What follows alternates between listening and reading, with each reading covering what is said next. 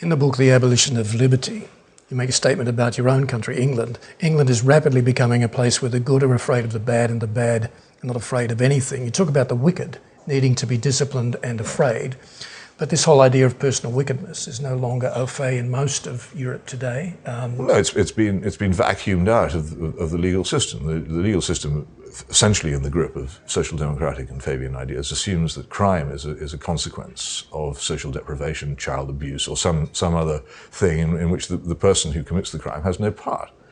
Well, that's obviously a complete divergence from the Christian view that we have our own responsibility to behave well or ill, and that when we behave badly, we should be punished for it. The old English prison commissioners actually had as their what would now be called their mission statement, the due punishment of responsible persons. The whole point being that you didn't fall into the hands of the prison commissioners unless, as a responsible adult with the ability to choose, you'd done something wrong knowingly, broken the law knowingly, and been caught at it and were being punished for it. The whole concept of punishment has to depend on people being responsible for their own actions. Now we don't punish.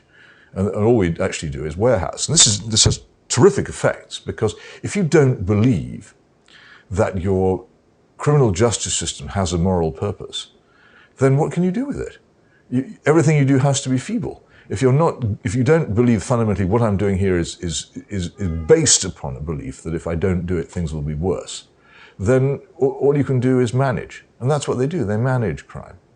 And they mediate between the offender and the victim. And the only point at which they get really, really angry and punitive is when anybody tries to behave as if the old law still existed. So if an individual tries to enforce the old laws against theft, for instance, and physically attacks and punishes a burglar in his own home, it will be the individual who does the attacking and punishing who gets taken by the law, arrested, fingerprinted, thrown in a cell and put in jail for a long time. The burglar will probably be given community service. What the state really disapproves of is anybody breaching its monopoly. It'll punish you for that. And that's the thing on which it has an absolute punitive desire, but nothing else.